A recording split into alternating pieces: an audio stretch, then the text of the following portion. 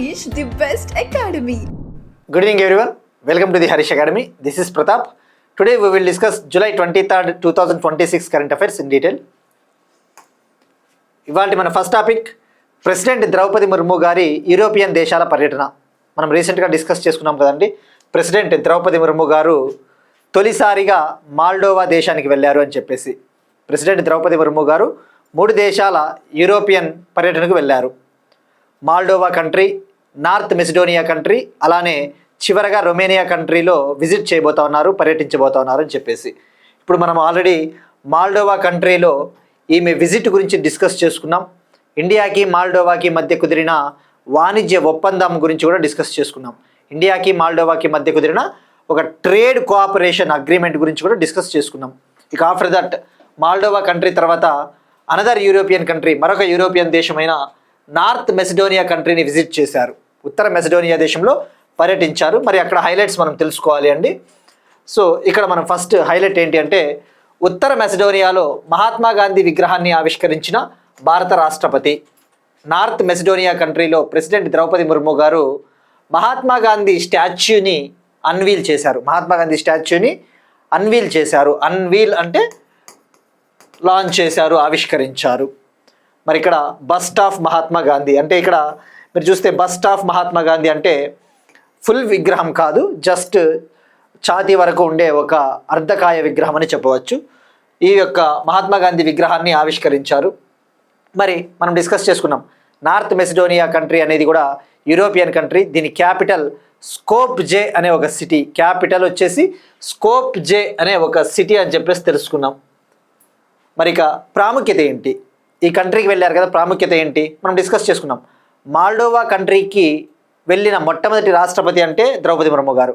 Moldova కంట్రీని visit చేసిన first Indian president Draupadi Murmu గారు. అలానే నార్త్ మెసిడోనియా కంట్రీని విజిట్ చేసిన ఫస్ట్ ఇండియన్ ప్రెసిడెంట్ కూడా ద్రౌపది ముర్ము గారే. నార్త్ మెసిడోనియా దేశంలో పర్యటించిన మొదటి రాష్ట్రపతి ద్రౌపది ముర్ము గారు. మరి ఇక్కడ మహాత్మా గాంధీ గారి విగ్రహాన్ని ఆవిష్కరించారు. ఇక నార్త్ మెసిడోనియా కంట్రీ ప్రెసిడెంట్ మనం జస్ట్ తెలుసుకుందామండి.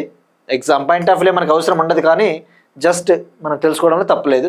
నార్త్ మెసిడోనియా కంట్రీ ప్రెసిడెంట్ వచ్చేసి గోర్దానా సిల్జనోవ్స్కా డావ్కోవా. గోర్దానా సిల్జనోవ్స్కా డావ్కోవా మహిళ, ఈమె ఉమెన్ ప్రెసిడెంట్ అన్న విషయం గుర్తుపెట్టుకోండి. ఇక మహాత్మా గాంధీ విగ్రహాన్ని ఆవిష్కరించడం కంటే ముందు స్కోప్జే సిటీలో మదర్ తెరిసా గారి మెమోరియల్ని కూడా సందర్శించారు. స్కోప్జే సిటీలో మదర్ తెరిసా గారి స్మారక ప్రాంతాన్ని కూడా సందర్శించారు. మరి ఏంటి మెమోరియల్ ఆఫ్ మదర్ తెరిసా అంటే, మదర్ తెరిసా గారు ఆమె నార్త్ మెసిడోనియా కంట్రీలోని స్కోప్జే సిటీలో జన్మించింది. ఇండియాకి వచ్చింది కదా మదర్ తెరిసా గారు. ఆమె ఎక్కడ జన్మించింది అంటే, ఆమె birth place Skopje city, north Macedonia. అప్పట్లో ఈ నార్త్ మెసిడోనియా అనేది ఒట్టోమాన్ ఎంపైర్లో భాగము, ఒట్టోమాన్ రాజ్యంలో భాగంగా ఉండేది. సో ఇక్కడ గుర్తుపెట్టుకోండి, మహాత్మా గాంధీ విగ్రహాన్ని ఎక్కడ ఆవిష్కరించారు అంటే స్కోప్జే సిటీ, స్కోప్జేలోని museum of the city of Skopje city మ్యూజియంలో ఆవిష్కరించారు. స్కోప్జే సిటీ మ్యూజియంలో ఆవిష్కరించారు అన్న విషయం గుర్తుపెట్టుకోండి. ఇక ఇరు దేశాల మధ్య ఏమైనా అగ్రిమెంట్ కుదిరిందా అంటే, సేమ్ ఈ వాణిజ్యాన్ని ఎలా పెంపొందించుకోవాలని చెప్పేసి ఒక నిర్ణయం తీసుకున్నారు. అలానే నార్త్ మెసిడోనియా ప్రస్తుతానికి తన ఆసక్తిని ప్రదర్శించింది. ఇండియాకు సంబంధించిన ఇనిషియేటివ్స్ ఉన్నాయి కదా, అంతర్జాతీయ ఇనిషియేటివ్స్, ఇంటర్నేషనల్ సోలార్ అలయన్స్, అంతర్జాతీయ సౌర కూటమి, అలానే గ్లోబల్ బయోఫ్యూయల్ కూటమి, అలానే coalition for disaster resilient infrastructure, CDRI అనేది ఒకటి ఉంది కదా, coalition for disaster resilience infrastructure. ఈ 3 కూడా భారతదేశం యొక్క ఇనిషియేటివ్స్ అని చెప్పవచ్చు. International solar alliance, coalition for disaster resilient infrastructure, global biofuel alliance. ఈ గ్రూపులలో కూడా మేము చేరడానికి సిద్ధంగా ఉన్నామని నార్త్ మెసిడోనియా ప్రకటించింది. We are ready to join these initiatives అని చెప్పేసి అనౌన్స్ చేసింది. ఇంకా గుర్తుపెట్టుకోండి, ఇంకా జాయిన్ కాలేదు, ప్రస్తుతానికి నిర్ణయం తన ఆసక్తిని ప్రదర్శించింది. ఒకవేళ అధికారికంగా జాయిన్ అయితే మాత్రం మనం రాబోయే క్లాసుల్లో డిస్కస్ చేసుకుందామండి. Next one, Quad foreign ministers meeting ఫిలిప్పీన్స్లోని మనీలా సిటీలో జరిగిందండి. ఎస్టర్డే జూలై 22, 2026 ఫిలిప్పీన్స్ కంట్రీలోని మనీలాలో క్వాడ్ విదేశాంగ మంత్రుల సమావేశం జరిగింది. ఈ సమావేశానికి భారత విదేశాంగ శాఖ మంత్రి ఎస్ జయశంకర్ గారు హాజరయ్యారు. ఫిలిప్పీన్స్లోని మనీలాలో క్వాడ్ ఫారిన్ మినిస్టర్స్ మీటింగ్ జరిగింది. ఈ మీటింగ్కి India's external affairs minister Jaishankar గారు అటెండ్ అయ్యారు. మరి ఇక్కడ ఎగ్జామ్ పాయింట్ ఆఫ్ వ్యూలో మనం తెలుసుకోవాల్సింది క్వాడ్ అంటే ఏంటి. మనం చాలాసార్లు డిస్కస్ చేసుకున్నామండి. క్వాడ్ అంటే పేరులోనే ఉంది. క్వాడ్ అంటే నాలుగు దేశాల కూటమి. ఇది దీన్నే quadrilateral security group quadrilateral security dialogue అంటారు. Quadrilateral security dialogue Quad. మరి ఏ కంట్రీస్ ఉంటాయి ఇందులో? India, Japan, America, Australia. India, Japan, America, Australia. మరి దీని ముఖ్య ఉద్దేశం ఏంటి? దీని మెయిన్ ఆబ్జెక్టివ్ వచ్చేసి ఇండో పసిఫిక్ ప్రాంతాన్ని శాంతియుతంగా ఉంచాలి, ఇండో పసిఫిక్ ప్రాంతాన్ని ఫ్రీ అండ్ ఓపెన్గా ఉంచాలి అనేది ముఖ్య ఉద్దేశం. Main objective is to achieve the objective of free, open and inclusive Indo Pacific region. Indo Pacific ప్రాంతాన్ని ఫ్రీగా ఉంచాలి, ఓపెన్గా ఉంచాలి అన్నది ముఖ్య ఉద్దేశము. మరి ఎప్పుడైనా కూడా ఈ సమావేశాలు జరిగినప్పుడు అక్కడ చర్చించే విషయాలు ఇటువంటివే ఉంటాయి. ఇండో పసిఫిక్ ప్రాంతం గురించి, ఏషియాన్ ప్రాంతం గురించి, ఈ ఈస్ట్ ఆసియా ప్రాంతాన్ని ఎలా అభివృద్ధి చేయాలి, అటువంటి టాపిక్స్ని డిస్కస్ చేశారు. సో మెయిన్గా మీరు గుర్తుపెట్టుకోవాల్సింది ఎక్కడ జరిగింది అంటే జూలై 22 మనీలా, ఫిలిప్పైన్స్. మరి మీరు అబ్జర్వ్ చేస్తే రీసెంట్గానే క్వాడ్ విదేశాంగ మంత్రుల సమావేశము న్యూఢిల్లీలో జరిగింది. యాక్చువల్లీ మే 26న, జస్ట్ 2 months బ్యాక్, 2 నెలల కిందట, మే 26, 2026న 11వ క్వాడ్ విదేశాంగ మంత్రుల సమావేశం న్యూఢిల్లీలో జరిగింది. మరి ఇలాంటి సమావేశాలు జరుగుతూనే ఉంటాయండి. మనకి ఎగ్జామ్ పాయింట్ ఆఫ్ వ్యూ మీరు ఫోకస్ చేయాల్సింది ఏంటంటే ఎప్పుడైనా ఒక గ్రూప్ న్యూస్లో ఉన్నప్పుడు, వార్తల్లో ఉన్నప్పుడు, బ్రిక్స్ కానీ, సార్క్ కానీ, ఇలా బిమ్స్టెక్ కానీ, ఏషియాన్ కానీ, ఇటువంటి మెయిన్ ఆర్గనైజేషన్స్ న్యూస్లో ఉన్నప్పుడు ప్రధాన సమావేశాలు ఉంటాయి కదా, అంటే అధ్యక్షులు, ప్రధానమంత్రులు పాల్గొనే ముఖ్యమైన సదస్సులు ఎక్కడ జరుగుతూ ఉన్నాయి, థీము, అటువంటివి మనకి చాలా ఇంపార్టెంట్. ఇటువంటివి విదేశాంగ మంత్రుల సమావేశాలు, రక్షణ మంత్రుల సమావేశాలు జరుగుతూనే ఉంటాయి. మనం తెలుసుకోవాల్సింది ఎక్కడ జరిగింది, ఎప్పుడు జరిగింది, దాని ముఖ్య ఉద్దేశం ఏంటో తెలుసుకుంటే సరిపోతుంది. ఫర్ ఎగ్జాంపుల్ మనం డిస్కస్ చేసుకున్నాం బ్రిక్స్ 2026 ఇయర్కి సంబంధించి బ్రిక్స్ మెయిన్ సమ్మిట్ ప్రధాన సదస్సుని ఇండియా నిర్వహించబోతోంది ఈ సంవత్సరం. మరి బ్రిక్స్కి సంబంధించి అనుబంధ సమావేశాలు అంటే లైక్ విపత్తు సమావేశాలు కావచ్చు, అగ్రికల్చరల్ మినిస్టర్స్ మీటింగ్ కావచ్చు, ఎంఎస్ఎంఈ ఫోరం సమావేశాలు కావచ్చు, ఇటువంటివి జరుగుతూనే ఉంటాయి. అయితే వివిధ ప్రాంతాల్లో, ఇండియాలోని వివిధ ప్రాంతాల్లో జరుగుతూ ఉంటాయి. మరి ఇక్కడ క్వాడ్ ఫారిన్ మినిస్టర్స్ మీటింగు మే 2026లో న్యూఢిల్లీలో జరిగిందన్న విషయం గుర్తుపెట్టుకోండి. అది ఎన్నవ సమావేశం అంటే 11వ సమావేశం. 11th quad foreign ministers meeting held in New Delhi in మే 2026. అది మనం డిస్కస్ చేసుకున్నామండి. అయితే ఇప్పుడు మళ్ళీ మనీలాలో కూడా జరిగింది. మరి ఇక క్వాడ్ విషయానికి వస్తే అసలు క్వాడ్ ఎప్పుడు ఏర్పాటైందండి? 2004లో ఇండియన్ ఓషన్ సునామీ వచ్చింది కదా, హిందూ మహాసముద్రంలో సునామీ వచ్చినప్పుడే ఈ 4 దేశాలు కూడా మనము ఇటువంటి విపత్తులను ఎలా ఎదుర్కోవాలని చెప్పేసి ఒక గ్రూప్గా అనధికారికంగా ఫార్మ్ అయ్యాయి. అంటే అనఫీషియల్గా అప్పుడే అడుగుపడింది. 2004లోనే మనం భవిష్యత్తులో వచ్చే సవాళ్ళను ఎదుర్కోవడానికి మనము కలిసికట్టుగా పనిచేయాలని చెప్పేసి ఒక అడుగు పడిందని చెప్పవచ్చు. అంటే ఐడియా అప్పటిది. కానీ ఫస్ట్ క్వాడ్ సమ్మిట్ ఎప్పుడు జరిగింది? అధికారికంగా మొట్టమొదటి క్వాడ్ సదస్సు 2021లో వర్చువల్గా జరిగింది. 2021లో అమెరికా నిర్వహించింది దీన్ని వర్చువల్గా, అంటే వీడియో కాన్ఫరెన్సింగ్ పద్ధతిలో నిర్వహించింది. First ever quad leaders summit held on March 12, 2021. ఎవరు కండక్ట్ చేశారు? అమెరికా. ఎలా? వర్చువల్గా అన్న విషయం గుర్తుపెట్టుకోండి, ఇది చాలా ఇంపార్టెంట్, రైట్. మరి క్వాడ్ విషయానికి వస్తే ఇందాక చెప్పినట్టు ఇదొక ఇన్ఫార్మల్ గ్రూప్ అండి, ఇదొక ఇన్ఫార్మల్ గ్రూపు. మరి quad international relations point of వ్యూలో ఎవరైతే యూపీఎస్సీకి, గ్రూప్ 1కి, గ్రూప్ 2కి అటువంటి వాళ్ళు ప్రిపేర్ అవుతూ ఉంటారో క్వాడ్ గురించి ఇంకొక 2 పాయింట్లు తెలుసుకోవడం తప్పలేదండి. అంటే ప్రపంచ జనాభాలో క్వాడ్ ఎంత శాతము అటువంటివి. ప్రపంచ జనాభాలో క్వాడ్ 24%. క్వాడ్ దేశాల్లో ఉన్న జనాభా ఏదైతే ఉందో ఆ వాటా వచ్చేసి ప్రపంచ జనాభాలో 24%. ప్రపంచ జీడిపిలో 35% క్వాడ్ దేశాల నుంచే వస్తూ ఉంది. ప్రపంచ వాణిజ్యంలో 18% క్వాడ్ దేశాల నుంచే వస్తూ ఉంది. వరల్డ్ పాపులేషన్లో 24% క్వాడ్ కంట్రీస్ నుంచి వస్తూ ఉంది. గ్లోబల్ జీడిపిలో క్వాడ్ షేర్ వచ్చేసి 35%. గ్లోబల్ ట్రేడ్లో క్వాడ్ షేర్ వచ్చేసి 18% అన్న విషయం గుర్తుపెట్టుకోండి. సో ఇది అండి క్వాడ్కి సంబంధించిన ఇన్ఫర్మేషన్. మరి ఇక్కడ ఈ సమావేశంలో ఏం చర్చించారు అంటే ఇందాక చెప్పినట్టు ఫిలిప్పీన్స్ అనేది ఏసియాన్లో భాగము, ఏషియాన్ కూటమిలో భాగము. ఏషియాన్లో 11 దేశాలు ఉంటాయని చెప్పేసి మనం తెలుసుకున్నాం. 11వ దేశంగా ఏసియాన్లో తిమోర్ లెస్తే అనే ఒక కంట్రీ జాయిన్ అయిందని చెప్పేసి కూడా తెలుసుకున్నాం. మరి ఏషియాన్ ఫ్రేమ్వర్క్లో భాగంగా ఈ సదస్సు, ఈ మీటింగ్ జరిగింది. ఏషియాన్కి ఇండియాకి మధ్య రిలేషన్స్ని ఎలా బలోపేతం చేయాలి అని చెప్పేసి కూడా నిర్ణయాలు తీసుకున్నారు. ఏషియాన్కి ఇండియాకి మధ్య రిలేషన్స్ని ఎలా స్ట్రెంగ్తెన్ చేయాలి అని చెప్పేసి డెసిషన్స్ తీసుకున్నారు. ఇక్కడ ఇవన్నీ కూడా ఇంటర్లింకింగ్ అండి. ఇంటర్నేషనల్ రిలేషన్స్ చాలా బ్యూటిఫుల్గా ఉంటుంది. మీరు ముఖ్యంగా ఇంగ్లీష్ పేపర్ కనుక చదివితే, Hindu paper, Indian express paper లాంటివి చదివితే international relations will give you an most interest ఇస్తుంది. ఎందుకంటే ఇప్పుడు ఏషియాన్ అంటేనే మనకి ఏం గుర్తు రావాలి ఇమ్మీడియట్గా? 2026 సంవత్సరము ఏషియానికి ఇండియాకి ఏమైనా లింక్ ఉందా? 2026 మనం డిస్కస్ చేసుకున్నాం. ప్రైమ్ మినిస్టర్ నరేంద్ర మోడీ గారు 2026 సంవత్సరాన్ని ఏషియాన్ ఇండియా మ్యారీటైమ్ కోఆపరేషన్ సంవత్సరంగా ప్రకటించారు. 2026 సంవత్సరాన్ని ఆసియాన్ ఇండియా సముద్రయాన రంగ సహకార సంవత్సరంగా ప్రకటించారు మోడీ గారు. 2026 is declared as ASEAN India maritime cooperation. So ఇది అండి, అన్ని international relations is all about linking. So ఇది ఈ పాయింట్ రాసుకోండి, చాలా ఇంపార్టెంట్. మరి 2026 ఇయర్ని ఇయర్ ఆఫ్ ఇన్నోవేషన్గా ఇండియా ఏ దేశంతో కలిసి ప్రకటించింది? ఇది కామెంట్ సెక్షన్లో ట్రై చేయండి. ఇయర్ ఆఫ్ ఇన్నోవేషన్, ఆవిష్కరణల సంవత్సరంగా 2026 సంవత్సరాన్ని ఇండియా ఏ దేశంతో కలిసి ప్రకటించింది? ఇది ట్రై చేయండి. మనం డిస్కస్ చేసుకున్నాం రీసెంట్గా. నెక్స్ట్ వన్, ఒక ఇంపార్టెంట్ టాపిక్ అండి ఆంధ్రప్రదేశ్కి సంబంధించి. మీ భూమి బ్లాక్ చైన్ పైలట్ ప్రాజెక్ట్. మీ భూమి block chain pilot project. Andhra Pradesh chief minister Chandrababu Naidu గారు ఈరోజు ఆంధ్రప్రదేశ్లోని సెక్రటరేట్ ఏదైతే ఉందో, విజయవాడలోని సెక్రటరేట్లో వర్చువల్గా మీ భూమి బ్లాక్ చైన్ పైలట్ ప్రాజెక్ట్ని లాంచ్ చేశారు. మీ భూమి బ్లాక్ చైన్ ప్రయోగాత్మక ప్రాజెక్ట్ని వర్చువల్గా సెక్రటరియేట్ నుంచి లాంచ్ చేశారు. మరి ఇక్కడ ఎగ్జామ్ పాయింట్ ఆఫ్ వ్యూ ఏంటిది?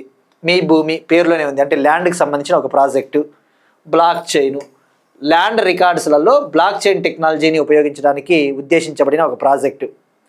ల్యాండ్ రికార్డ్స్లలో బ్లాక్ చైన్ టెక్నాలజీని ఉపయోగించడానికి తీసుకొని వచ్చిన ఒక టెక్నాలజీ. మనం చూస్తూ ఉంటాం ల్యాండ్ రికార్డ్స్ అనేవి ఆల్రెడీ ఆంధ్రప్రదేశ్ ప్రభుత్వము ల్యాండ్ రికార్డ్స్ని చాలా సెక్యూర్గా, సేఫ్గా, సురక్షితంగా ఉంచడానికి వెబ్ల్యాండ్ ప్లాట్ఫామ్ ద్వారా డిఫరెంట్ డేటాబేసెస్ని ఆల్రెడీ ఉపయోగిస్తూ ఉంది. వివిధ రకాల డేటాబేస్లని ల్యాండ్ రికార్డ్స్ కోసం ఉపయోగిస్తూ ఉంది.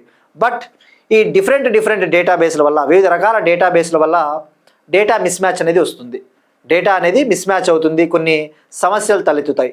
సో ఇలా కాకుండా సమర్థవంతమైన ల్యాండ్ రికార్డులను తయారు చేయాలి. సమర్థవంతమైన ల్యాండ్ రికార్డుల కోసం ఒక యూనిఫైడ్, ఒక డిజిటల్ ప్లాట్ఫామ్ ఉండాలి. అది కూడా బ్లాక్ చైన్ టెక్నాలజీ బేస్డ్ ఒక ప్లాట్ఫామ్ ఉండాలి అని చెప్పేసి ఈ పైలట్ ప్రాజెక్ట్ని లాంచ్ చేశారు. ఏం పేరు అది? మీ భూమి block chain pilot project. So వర్చువల్గా లాంచ్ చేశారన్న విషయం గుర్తుపెట్టుకోండి.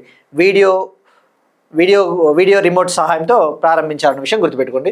మరి ఏంటి అసలు బ్లాక్ చైన్ టెక్నాలజీ? మీరు సైన్స్ అండ్ టెక్నాలజీలో చదువుతారు. Andhra Pradesh AP group 1 2023 notification, AP group 1 2023 notification సెప్టెంబర్లో వచ్చింది. 2023లో 2022లో వచ్చిన నోటిఫికేషన్లోనూ బ్లాక్ చైన్ టెక్నాలజీ గురించి ఒక క్వశ్చన్ అడిగాడండి. మీరు ప్రీవియస్ ఇయర్ పేపర్స్ చూడాలంటే ఏం లేదండి, ఏపీపీఎస్సి ప్రీవియస్ ఇయర్ పేపర్స్ అని చూడండి, గూగుల్లో సెర్చ్ చేయండి, లేకపోతే గ్రూప్ 1 పేపర్స్ తెలంగాణ చాలా మనకి వస్తాయి కదా previous year papers. Black chain technology అనేది ఫైనాన్షియల్ సెక్టార్లో వివిధ రంగాల్లో ఉపయోగిస్తారు. ఆర్థిక రంగంలో ఉపయోగిస్తారు, వివిధ రంగాల్లో ఉపయోగిస్తారు. మరి ఏం చేస్తారు? ఈ ల్యాండ్ రికార్డ్స్ అనేవి సమర్థవంతంగా ఉంచాలి, వీటిని ఎవరూ కూడా ట్యాంపర్ చేయకూడదు, ఈ ఫ్రాడ్ చేయరాదు అని చెప్పేసి ఈ block chain based land record management సిస్టమ్ని తీసుకొని వచ్చింది. దీన్ని తొలుత ప్రయోగాత్మకంగా ప్రవేశపెట్టబోతున్నారు. పైలట్ ప్రాజెక్టులో భాగంగా ఇంట్రడ్యూస్ చేయబోతున్నారు. ఎన్ని జిల్లాల్లో అమలు చేయబోతున్నారు అంటే ఫస్ట్ తొలుత 7 జిల్లాల్లో అమలు చేయబోతున్నారు. ఫస్ట్ 7 డిస్టిక్స్లోని 7 మండల్స్, 7 మండలాల్లో దీన్ని ప్రయోగాత్మకంగా అమలు చేయబోతున్నారు. మరి ఆ 7 డిస్టిక్లు ఏవో తెలుసుకుంటే సరిపోతుందండి. ఒకటి కర్నూలు జిల్లా, మరొకటి చిత్తూరు, బాపట్ల, కృష్ణా, ఈస్ట్ గోదావరి, పార్వతీపురం మన్యం, విజయనగరం ఈ 7 జిల్లాల్లో అమలు చేయబోతా ఉన్నారన్న విషయం గుర్తుపెట్టుకోండి. మరి ఫీచర్స్ తెలుసుకోవాలండి. దీన్ని ఎవరు డెవలప్ చేశారు అంటే దీన్ని డెవలప్ చేసింది national informatics centre Andhra Pradesh, national informatics centre మరియు centre of excellence in block chain technology, ఇది బెంగళూరులో ఉంటుందండి. నేషనల్ ఇన్ఫర్మాటిక్స్ సెంటర్ మరియు centre of excellence in block chain technology Bengaluru కలిసి సంయుక్తంగా అభివృద్ధి చేశాయి. ఇక్కడ నేషనల్ ఇన్ఫర్మాటిక్స్ సెంటర్ అనేది దీని హెడ్ క్వార్టర్స్ న్యూఢిల్లీ అండి. దీని ప్రధాన కార్యాలయం న్యూఢిల్లీ, కానీ బ్రాంచ్లు కూడా ఉంటాయి కదా. సో అట్లా బెంగళూరులో ఒకటి NIC బ్రాంచ్ ఉందన్న విషయం గుర్తుపెట్టుకోండి. సో నేషనల్ ఇన్ఫర్మాటిక్స్ సెంటర్ మరియు centre of excellence in block chain technology Bengaluru develop చేసింది. ఇందులో hyper ledger fabric black chain టెక్నాలజీని ఉపయోగించారు. మరి ఏంటి అసలు ఈ టెక్నాలజీ ద్వారా ప్రతి ల్యాండ్ పార్సెల్కి కూడా ఒక యూనిక్ బ్లాక్ చైన్ ఐడెంటిటీని ఇస్తారు. ప్రతి భూభాగానికి కూడా ఒక ప్రత్యేకమైన బ్లాక్ చైన్ ఐడెంటిటీని అందించడం జరుగుతుంది. తద్వారా ఎవరు ఫ్రాడ్ చేయలేరు. మరి ఇక మీరు చూస్తే ఇందులో ఎలా సెక్యూర్గా ఉంటాయి, మీకు ఇది అన్ని రకాల ఎగ్జామ్స్కి ప్రిపేర్ అయ్యే వాళ్ళకి వెళ్ళిపోతుందండి. సైన్స్ అండ్ టెక్నాలజీలో బ్లాక్ చైన్ టెక్నాలజీలో ఇలా బ్లాక్స్ రూపంలో ఉంటుంది. ఈ ల్యాండ్ రికార్డ్స్కి సంబంధించి చేంజెస్ ఎవరు పడితే వాళ్ళు చేయలేరు. కేవలం అధికారిక గవర్నమెంట్ సంస్థలు మాత్రమే ఈ వ్యవస్థలో మార్పులు చేయగలరు. కేవలం ఆథరైజ్డ్ గవర్నమెంట్ సర్వీసెస్ మాత్రమే ఆ ల్యాండ్ రికార్డ్స్కి చేంజెస్ చేయగలరు. మరి ఈ సిస్టంలో భాగంగా ఈ block chain based land record management సిస్టంలో భాగంగా ఆంధ్రప్రదేశ్ ప్రభుత్వము 8 రకాల సిటిజన్ సర్వీసెస్ని అందించబోతా ఉంది. 8 టైప్స్ ఆఫ్ సిటిజన్ సర్వీసెస్ని ప్రొవైడ్ చేయబోతా ఉంది అన్న విషయం గుర్తుపెట్టుకోండి. పైలట్ ప్రాజెక్ట్లో భాగంగా ఇందాక చెప్పినట్టు 7 జిల్లాల్లోని 7 మండలాలని కవర్ చేస్తుందండి. మరి ఆ 7 మండలాలు అవసరమా అంటే రాసుకోండి పేర్లు: ఆస్పరి, పెనుమూరు, రేపల్లె, గన్నవరం, కడియం, గుమ్మలక్ష్మీపురం, కొత్త వలస. 89 రీసర్వే విలేజెస్ని కవర్ చేస్తుంది. 89 రీసర్వే విలేజెస్ని కవర్ చేస్తుంది. సుమారుగా 1.37 lakh ల్యాండ్ పార్సెల్ మ్యాప్స్ని కవర్ చేస్తుంది. 1.37 lakh ల్యాండ్ పార్సెల్ మ్యాప్స్ని కవర్ చేస్తుంది. Next one most important topic అండి. భారతదేశపు మొట్టమొదటి AI ఆధారిత పక్షుల అభయారణ్యం, India's first artificial intelligence powered bird sanctuary. మరి ఇది ఎక్కడ ఏర్పాటు చేయబోతున్నారు, ఎక్కడ డెవలప్ చేయబోతున్నారు అంటే మహారాష్ట్రలోని ముంబైలోని తానే ఫ్లామింగో శాంక్చురీ సమీపంలో దీన్ని అభివృద్ధి చేస్తూ ఉన్నారు. మరి ఏంటి భారతదేశపు మొట్టమొదటి AI ఆధారిత బర్డ్ శాంక్చురీ అంటే ఏంటి? పక్షుల్ని సంరక్షించడానికి టెక్నాలజీని ఉపయోగిస్తారు. అసలు పక్షులు ఏ విధంగా వలస వస్తూ ఉన్నాయి, అవి ఎటు వెళ్తూ ఉన్నాయి, ఎప్పటికప్పుడు వాటిని సంరక్షించడానికి పర్యవేక్షించడానికి ఆర్టిఫిషియల్ ఇంటెలిజెన్స్ టెక్నాలజీని ఉపయోగించబోతూ ఉన్నారు. బర్డ్స్ని ఎప్పటికప్పుడు వాటి యొక్క మైగ్రేషన్ ప్యాటర్న్ని, వాటి కన్జర్వేషన్ స్టేటస్ని మానిటర్ చేయడం కోసం AI టెక్నాలజీని యూజ్ చేసుకోబోతూ ఉన్నారు. సో సింపుల్ అండి, ఇవన్నీ కూడా జస్ట్ ఈజీగానే అర్థమైపోతాయి మనకి. టెక్నాలజీని ఉపయోగిస్తారు అంతే. మరి ఎక్కడ దీన్ని ఏర్పాటు చేయబోతున్నారంటే మహారాష్ట్రలోని ముంబైలో ఉన్న తానే క్రీక్ ఫ్లామింగో శాంక్చురీకి దగ్గరలో. మహారాష్ట్రలోని ముంబైలో తానే క్రీక్ శాంక్చురీ ఉంది. తానే ఫ్లామింగో శాంక్చురీ. ఫ్లామింగో పక్షులు వస్తాయి ఎవ్రీ ఇయర్ వింటర్లో సెంట్రల్ ఏషియా నుంచి, ఈ సెంట్రల్ ఏషియా, యురేషియా ప్రాంతం నుంచి, రష్యా, సైబీరియా అటువంటి ప్రాంతంలో నుంచి ఎవ్రీ ఇయర్ వింటర్లో పక్షులు ఇండియన్ సబ్ కాంటినెంట్కి వలస వస్తాయి. అప్పుడు ఇది మొత్తం పింక్ మయం అయిపోతుంది, మొత్తం రంగులమయం అయిపోతుంది. తానే ఫ్లామింగో శాంక్చురీ, ఫ్లామింగో పక్షుల అభయారణ్యం, రైట్. అక్కడ దానికి దగ్గరలో దీన్ని అభివృద్ధి చేయబోతూ ఉన్నారు. మరి దీనికోసం మహారాష్ట్ర గవర్నమెంట్ 45 కోట్లు కేటాయించింది. ఏ పేరుతో దీన్ని అభివృద్ధి చేయబోతూ ఉన్నారంటే బంధుప్ బర్డ్ పార్క్ ప్రాజెక్ట్గా దీన్ని పిలవబోతూ ఉన్నారు. సో బంధుప్ బర్డ్ పార్క్ ప్రాజెక్ట్ తానే ఎక్కడ ఉంది? తానే, Mumbai. India's first AI powered bird sanctuary అనే విషయం గుర్తుపెట్టుకోండి. మరి తానే క్రీక్ ఫ్లామింగో శాంక్చురీ అనేది ఇది ఒక రామ్సార్ సైట్ అన్న విషయం గుర్తుపెట్టుకోండి. ఇది ఒక రామ్సార్ చిత్తడి నేల. తానే క్రీక్ ఫ్లామింగో సెంచరీ. మరి ఇండియాలో రామ్సార్ సైట్స్ ఎన్ని ఉన్నాయండి? 100 ఉన్నాయి కదా. మరి మనం ఇటీవల డిస్కస్ చేసుకున్నాం 100వ రామ్సార్ బర్డ్ శాంక్చురీ ఏది, 100వ రామ్సార్ ప్రదేశం ఏది మనం డిస్కస్ చేసుకున్నాం. ఇది కామెంట్ సెక్షన్లో తప్పకుండా ట్రై చేయండి. గూగుల్ సెర్చ్ చేసినా వస్తుందండి. ఇది మనం ఆల్రెడీ చెప్పుకున్నాం దీన్ని. ఏ డిస్టిక్లో ఏ స్టేట్లో ఉంది ట్రై చేయండి, దాని పేరేంటి. నెక్స్ట్ వన్ ఎనర్జీ సెక్యూరిటీకి సంబంధించి భారతదేశపు మొట్టమొదటి 100 megawatt hour vanadium flow battery project. భారతదేశపు మొట్టమొదటి 100 megawatt hour vanadium flow battery project. India's first 100 megawatt hour vanadium flow battery ప్రాజెక్ట్ని గుజరాత్లో డెవలప్ చేయబోతా ఉన్నారండి. గుజరాత్లోని కవడా సోలార్ పార్క్ వద్ద దీన్ని అభివృద్ధి చేయబోతా ఉన్నారు. మరి ఇక్కడ ఏంటి? Vanadium flow battery project. దీని సామర్థ్యము 100 మెగావాట్ అవర్. వెనడియం అనేది ఒక క్రిటికల్ మినరల్ అని చెప్పవచ్చు. దీని అటామిక్ నెంబర్ 23. మనకి పీరియాడిక్ టేబుల్లో ఉంటాయండి ఇవన్నీ కూడా. మన కెమిస్ట్రీ పీరియాడిక్ టేబుల్లో మీరు చూస్తే వెనడియం అటామిక్ నెంబర్ 23. మరి మనం చూస్తూ ఉన్నాం battery energy storage system project అని చెప్పవచ్చు. ఇది vanadium flow battery energy storage system project. ఇది వెనడియంని ఎందుకు యూస్ చేస్తారు? మనం ఇండియాలో ప్రొడ్యూస్ చేస్తూ ఉన్న సోలార్ ఎనర్జీ ఇటువంటి వాటిని స్టోర్ చేయడానికి ఎక్కువగా లిథియం ఐరన్ ఫాస్ఫేట్ బ్యాటరీస్ని వాడుతూ ఉన్నారు. Lithium based battery energy storage సిస్టమ్స్ని వాడుతూ ఉన్నారు. కానీ లిథియం వనరులు మనకి చాలా తక్కువగా ఉన్నాయి. మనం ఆ లిథియం వనరుల్ని ఇంపోర్ట్ చేసుకోవాలి, లిథియం రిసోర్సెస్ని ఇంపోర్ట్ చేసుకోవాలి. సో దీనికోసం ఈ ఫారిన్ కంట్రీస్ పైన ఆధారపడ్డాన్ని తగ్గించడం కోసము మన దగ్గర ఉన్న వెనడియం రిసోర్సెస్ ఏవైతే ఉంటాయో ఆ వెనడియం వనరులను ఉపయోగించుకొని వెనడియం ఆధారిత బ్యాటరీ ఎనర్జీ స్టోరేజ్ సిస్టమ్ ప్రాజెక్ట్ని డెవలప్ చేయబోతూ ఉన్నారు. ఎక్కడ డెవలప్ చేయబోతున్నారు? గుజరాత్లోని కవడా సోలార్ పార్క్. సో గుర్తుపెట్టుకోండి, ఎక్కడ డెవలప్ చేస్తూ ఉన్నారు? దీని సామర్థ్యం 100 మెగావాట్ అవర్. మరి ఎవరు డెవలప్ చేస్తూ ఉన్నారు అంటే Bondada group engineering limited company. Bondada engineering group limited company develop చేయబోతా ఉంది. Bondada engineering group limited company.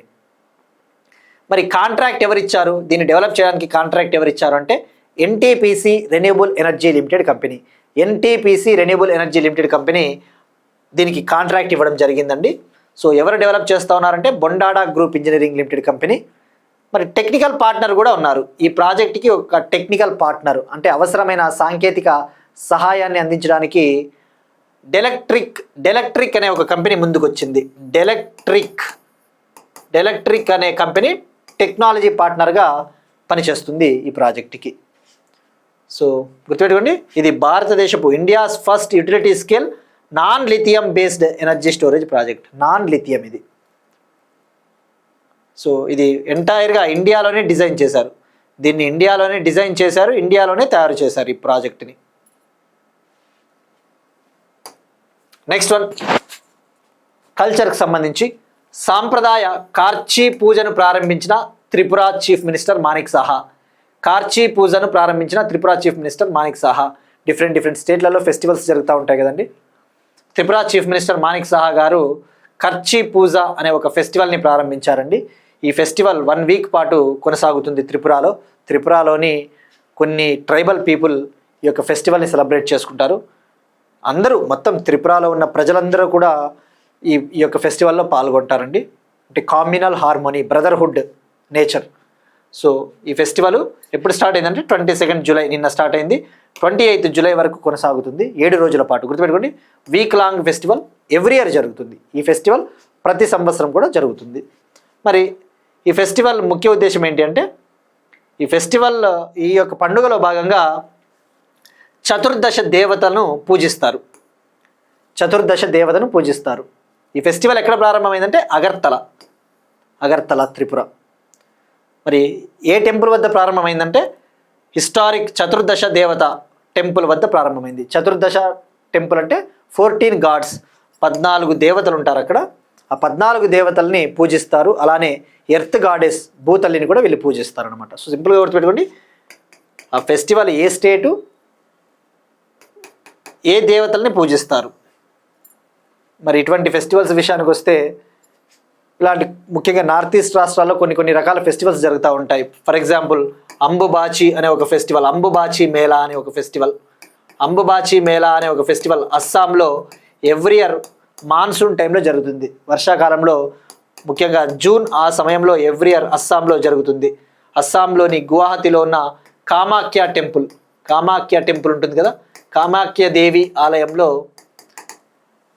ఈ యొక్క టెంపుల్ పరిధిలో పూజ జరుగుతుంది. అంబుబాచి మేళా అస్సాం. ఇట్లా మనకి లింక్ చేసుకుంటే సరిపోతుందండి. నెక్స్ట్ వన్, బయోడైవర్సిటీ, జీవ వైవిధ్యానికి సంబంధించి పశ్చిమ కనుమలలో లైకెన్లను ఏర్పరిచే 5 కొత్త రకాల శిలీంధ్రాలను కనుగొన్న శాస్త్రవేత్తలు.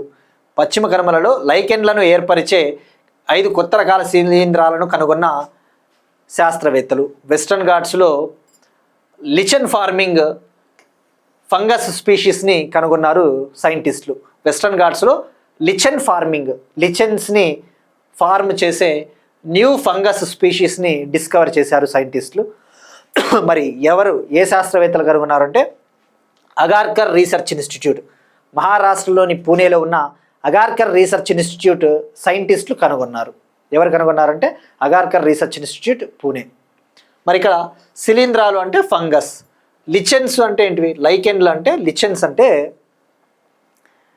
ఇవి ఈ శిలీంధ్రాలు ఉంటాయి కదా, ఆల్గే లేదా సైనోబ్యాక్టీరియాతో సింబయాసిస్ రిలేషన్షిప్లో ఉంటే ఆ రిలేషన్షిప్స్ వాటిని లిచెన్స్ అంటారు. లిచెన్ అంటే ఒక విధంగా చెప్పాలంటే సహజీవనం టైపు. ఈ యొక్క శిలీంధ్రాలు ఆల్గే లేదా సైనోబ్యాక్టీరియాతో సింబయాసిస్ రిలేషన్షిప్లో ఉంటాయి. ఆ సింబయాసిస్ రిలేషన్షిప్ దాన్నే ఆ జీవుల్ని లిచెన్స్ అంటారు.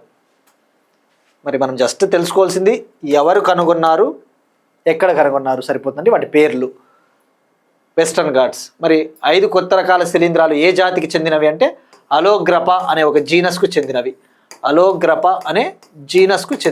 అలోగ్రప.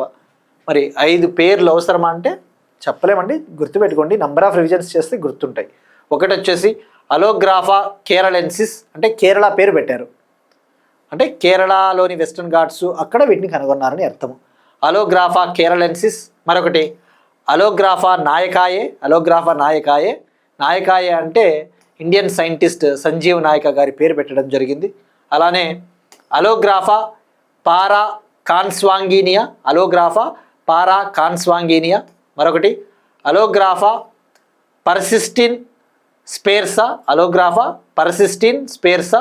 ఇక చివరగా అలోగ్రాఫా సెమికార్బోనిసాటా. ఈ 5 రకాల లైచెన్స్ స్పీషీస్ని కనుగొన్నారండి. ఇలా ఉంటాయి అవి. నెక్స్ట్ వన్, స్వదేశీ బోయింగ్ ఏజెంట్ సాంకేతికతను అభివృద్ధి చేయడానికి ఇస్రోకు చెందిన విక్రమ్ సారాభాయ్ స్పేస్ సెంటర్ మరియు సిఎస్ఐఆర్కు చెందిన Indian institute of chemical technology మధ్య అవగాహన ఒప్పందం. స్వదేశీ బ్లోయింగ్ ఏజెంట్ సాంకేతికతను అభివృద్ధి చేయడానికి ఇస్రోకు చెందిన విక్రమ్ సారాభాయ్ స్పేస్ సెంటర్ మరియు సిఎస్ఐఆర్కు చెందిన Indian institute of chemical technology మధ్య ఒక అగ్రిమెంట్ కుదిరిందండి. ఇక్కడ బ్లోయింగ్ ఏజెంట్ టెక్నాలజీ అంటే ఈ బ్లోయింగ్ ఏజెంట్స్ని డెవలప్ చేయడానికి ఒక టెక్నాలజీని డెవలప్ చేయడం కోసం అగ్రిమెంట్ కుదిరింది. ఇక్కడ బ్లోయింగ్ ఏజెంట్స్ అనేవి ఇవి స్ట్రాటజిక్ అప్లికేషన్స్, కొన్ని ఇండస్ట్రియల్ సెక్టార్స్ అటువంటి వాటిలో ఉపయోగిస్తారండి. ఈ బ్లోయింగ్ ఏజెంట్స్ని లైట్ వెయిట్ పాలిమర్ ఫోమ్స్లో ఉపయోగిస్తారు, అడ్వాన్స్డ్ మెటీరియల్స్ అటువంటి వాటిలో ఉపయోగిస్తారు. లైట్ వెయిట్ పాలిమర్ ఫోమ్స్ వీటిని తయారు చేయడానికి ఈ బ్లోయింగ్ ఏజెంట్స్ని ఉపయోగిస్తారండి.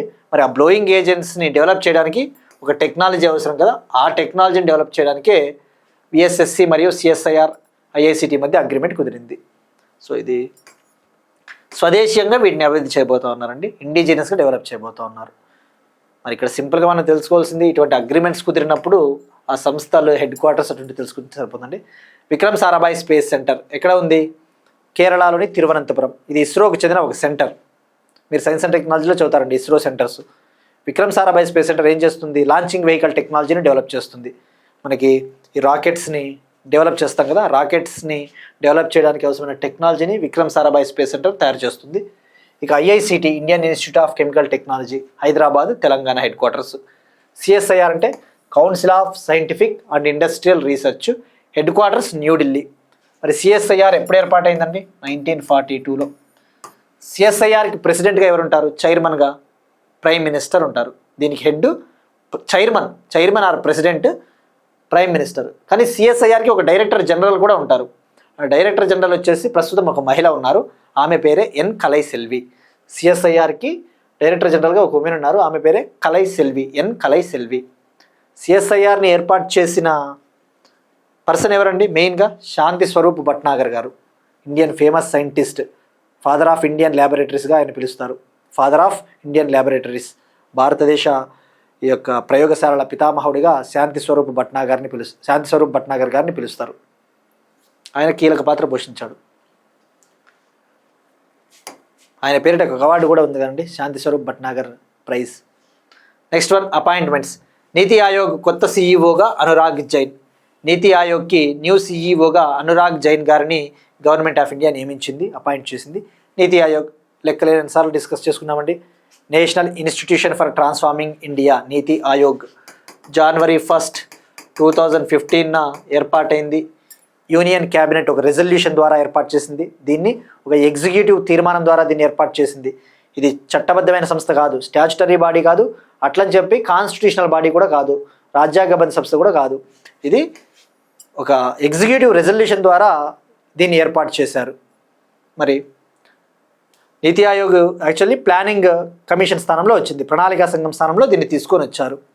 నీతి ఆయోగ్కి ఇప్పుడు న్యూ సీఈఓగా అనురాగ్ జైన్ గారిని గవర్నమెంట్ ఆఫ్ ఇండియా అపాయింట్ చేసింది. ఈయన ఐఏఎస్ ఆఫీసర్ అండి. ఈయన 2 years పాటు ఈ పదవిలో ఉంటారు, 2 ఏళ్ల పాటు ఈ పదవిలో కొనసాగుతారు.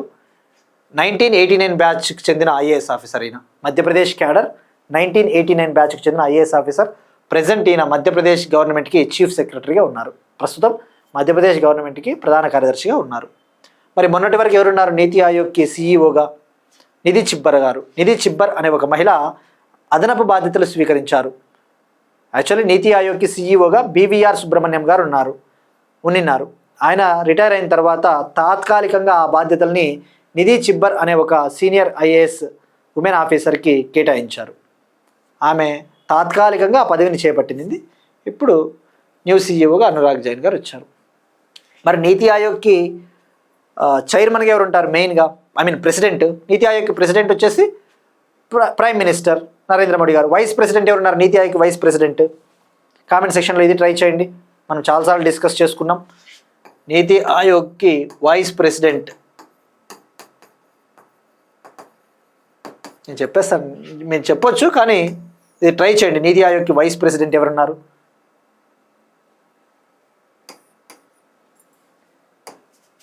నెక్స్ట్ వన్, యూకే మొట్టమొదటి కేబినెట్ స్థాయి ఏఐ మంత్రి.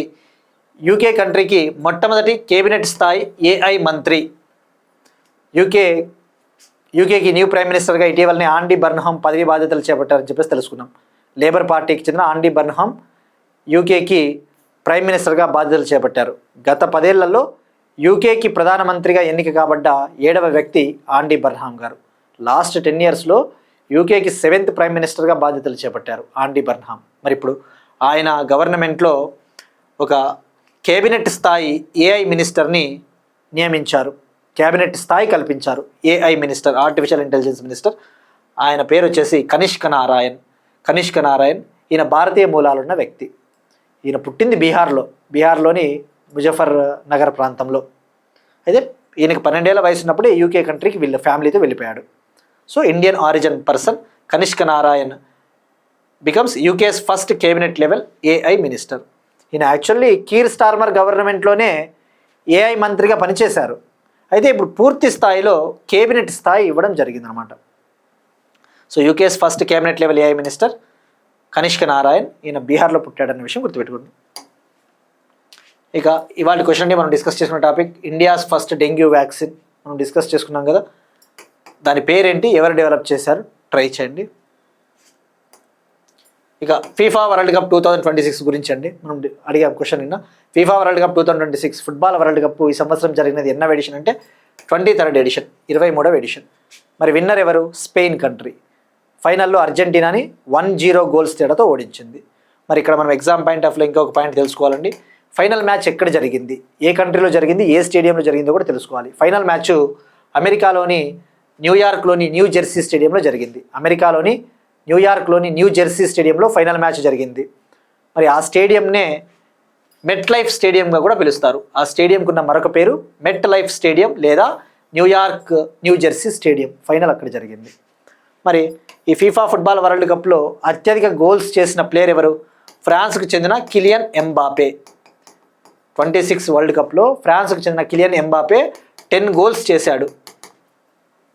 ఇక ఓవరాల్గా ఫీఫా ఫుట్బాల్ వరల్డ్ కప్ చరిత్రలోనే అత్యధిక గోల్స్ చేసిన ప్లేయర్ కూడా కిలియన్ ఎంబాపే, ఫ్రాన్స్. అంటే ఫీఫా వరల్డ్ కప్ ఎప్పుడైతే స్టార్ట్ అయిందో అప్పటి నుంచి కూడా ఫీఫా ఫుట్బాల్ వరల్డ్ కప్ చరిత్రలోనే హయ్యెస్ట్ గోల్స్ చేసిన ప్లేయర్ కూడా కిలియన్ ఎంబాపే. ఎన్ని గోల్స్ చేశాడంటే ఇప్పటి వరకు 22 గోల్స్. ఇదే హయ్యెస్ట్.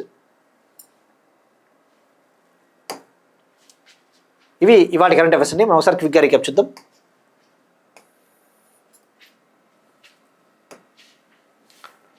ఉత్తర మెసిడోనియాలో మహాత్మా గాంధీ విగ్రహాన్ని ఆవిష్కరించిన భారత రాష్ట్రపతి. Quad foreign ministers meeting Manila, Philippines. మీ భూమి block chain pilot project Andhra Pradesh. భారతదేశపు మొట్టమొదటి AI ఆధారిత బర్డ్ శాంక్చురీ ముంబై, మహారాష్ట్ర. భారతదేశపు మొట్టమొదటి 100 megawatt hour vanadium flow battery project Khavda solar park వద్ద దీన్ని డెవలప్ చేస్తూ ఉన్నారు, గుజరాత్. కర్చీ పూజ ఫెస్టివల్, త్రిపుర. పశ్చిమ కనుమలలో లైకెన్లను ఏర్పరిచే 5 కొత్త రకాల శిలీంధ్రాలను కనుగొన్న అగార్కర్ రీసెర్చ్ ఇన్స్టిట్యూట్ సైంటిస్టులు, పూణే, మహారాష్ట్ర. స్వదేశీ బ్లోయింగ్ ఏజెంట్ టెక్నాలజీని డెవలప్ చేయడానికి ఇస్రోకు చెందిన విక్రమ్ సారాభాయ్ స్పేస్ సెంటర్ మరియు CSIRకు చెందిన Indian institute of chemical technology మధ్య అగ్రిమెంట్. నీతి ఆయోగ్కి కొత్త CEOగా అనురాగ్ జైన్ గారు.